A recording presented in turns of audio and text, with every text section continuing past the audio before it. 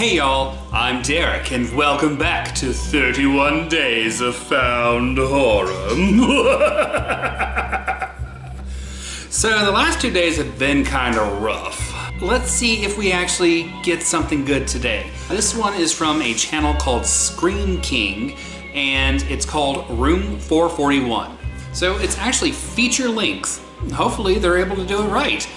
So let's get started.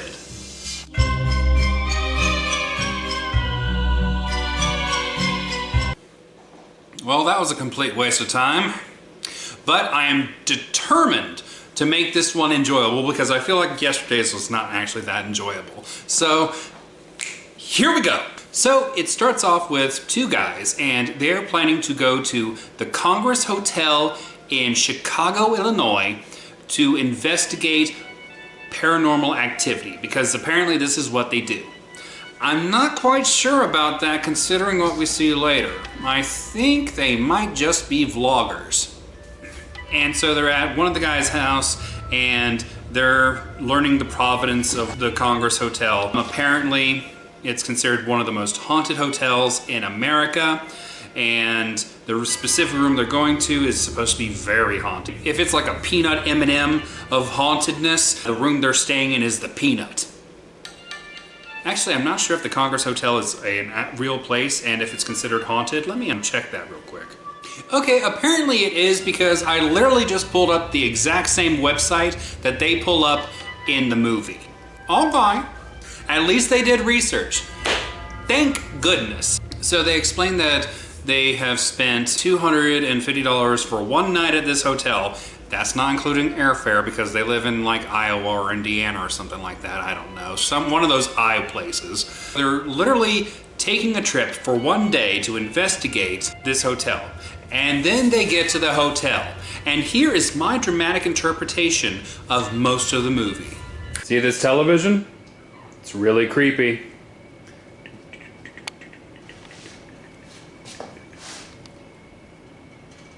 This poster, it's really creepy. That door is really, really creepy.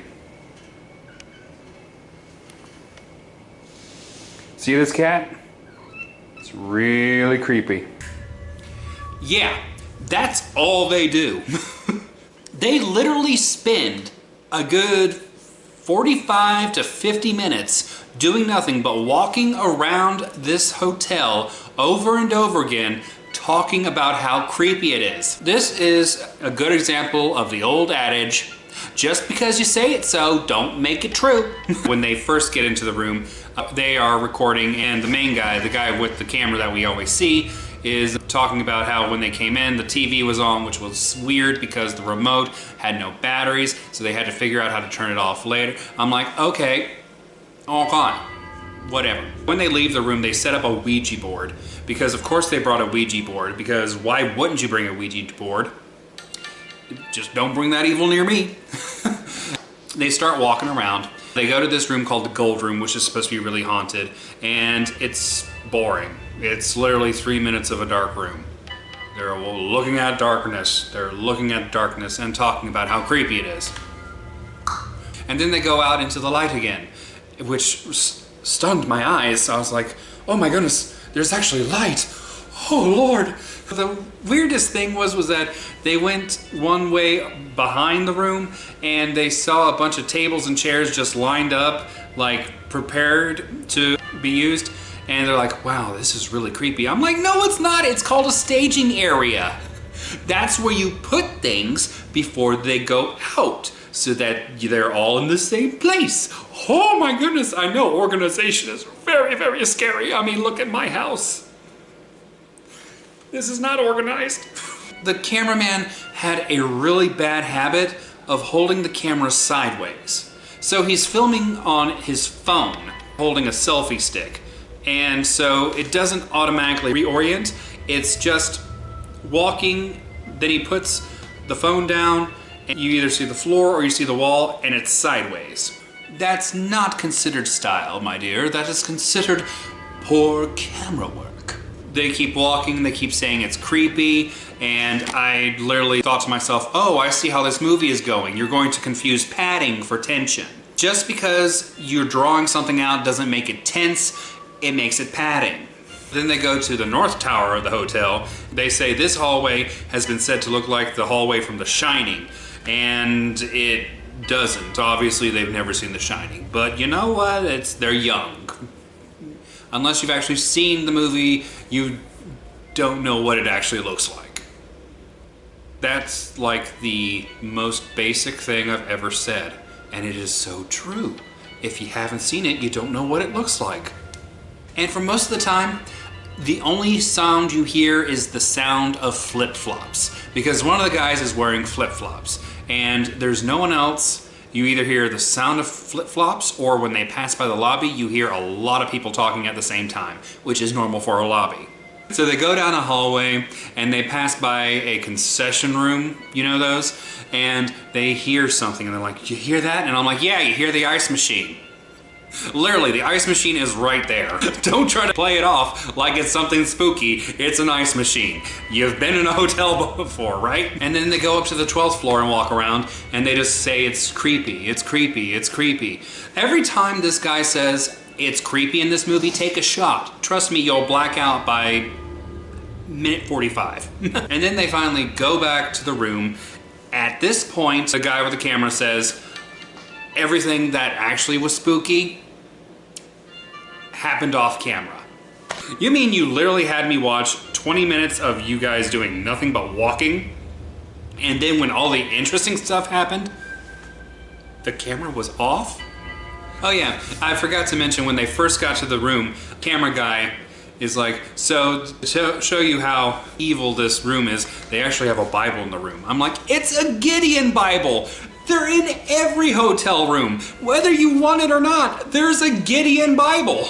It ain't scary, it's normal. Well, when they go back to the room after he explains that everything that's actually spooky happened off camera, he opens up the Gideon Bible, and on the last page, it reads, as if they didn't just write it in themselves, "The devil walks in this room." What if that was actually meant for room 202? I actually wrote this. Stop saying creepy. Creepy is not a fact. Learn how to use a camera, because like I said, they sometimes turn it to the side while they're walking because they forget they're actually rolling. I love this one. This ain't tension, it's tedious. And so they head for the 12th floor looking for room 666. And this made me think of something. Why is room 666 on the 12th floor? Because normally hotel rooms are numbered so that the first number is the floor it's on and then the actual room number. If it's two towers, one's odd, one's even. And they can't find it, so they go down to the 8th floor trying to find Al Capone's suite. But the thing is, they don't know which suite is Al Capone's, so they're literally just walking by every door going, is it this one? Is it this one? Is it this one? I really wanted them to open one of them and all you hear is boom, boom, boom, boom. So they don't know which room was Al Capone's suite. Why don't they ask someone? Concierges are supposed to know a little bit about the history of the hotel. It adds a little bit more atmosphere to the hotel. Or hell, ask a maid. So they go back to the room and they go into the closet at the room and they decide to try out the Ouija. So they're literally sitting in a dark closet with a Ouija and they're asking it questions, and you can literally see one of the guys, apparently his name's Corey. I just found that in my notes. Corey, he's not the camera guy, he's the other guy who is supposed to be his friend slash co-investigator. You can actually see him move the planchette. And I literally wrote, how is there 20 minutes left of this movie? Literally. Because so far there's nothing going on. At this point, these guys have been so annoying. I literally wrote, I hope these guys get eaten. They're playing with the Ouija and they start insulting the ghost in order to get a rise out of it.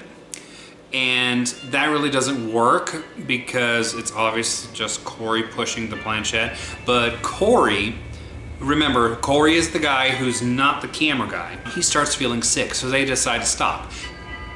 And they stop without saying goodbye to the spirit.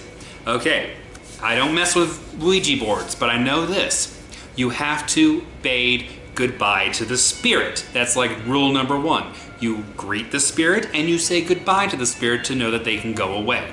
They didn't say go away. So then it's just them lying in their beds, and all of a sudden the trash can, which for some odd reason is on top of the desk, flies off. Okay. And then they spend 5 minutes going back and forth on whether or not they should apologize to the ghost. Well, obviously you should, because it's mad enough to litter. Just saying, if you're mad enough to litter, you're mad enough to spit. And if you're mad enough to spit, you're mad enough to hit. Ooh, I'm busting rhymes. And then the phone rings, and nobody's there. Ooh, and then the bathroom door opens, ominously. And then they get up to look in the bathroom, and what do they see? A sensible pump! Oh! No, I'm kidding. There is no sensible pump, but I wish there was. Oh my God. I'm sorry, I'm gonna run that joke to the ground. I love the sensible pump. After the bathroom door opens and there's not a sensible pump, they decide they're gonna check out. So they check out. So a few days later, back at home, for some odd reason, I didn't write down his name until just now, but the cameraman's name is Tyler. So it's Tyler and Corey. Well, a few days after they get back from Chicago, Tyler gets a claw mark down his side, and he's freaking out because things are still occurring even though they're no longer in Chicago. So he thinks he brought a ghost home with him. Well, yes, you did. You didn't say goodbye at the Ouija board. It's just like whistling past a graveyard. So he's explaining that he can't get in touch with Corey. So we're to expect that Corey's already dead. And then all of a sudden, he gets killed off screen and the movie ends with a Snapchat ghost. I wish I could show you right now what's going on. Pogue literally has her hand on my tripod. Like she's literally doing the camera work. But anyways, so then it ends with a Snapchat ghost that goes, and that's the end of the movie. This movie was stupid, y'all. It wasn't scary. There was no tension buildup. It was another walk cycle. And they say creepy all the time. It is so not creepy. It's just tedious. This movie's tedious. But it's fun to talk about when you add in the sensible pump. Because everything's more fun with a sensible pump. So, have you seen this movie before? Leave me a message down below and tell me what you thought about it. And of course, if you haven't seen this movie but would like to see what I'm talking about, the link will be in the description. So yeah, that's all I got for this episode. Thanks for stopping by. Thanks for tuning in. And come back tomorrow for more 31 Days of Found Horror.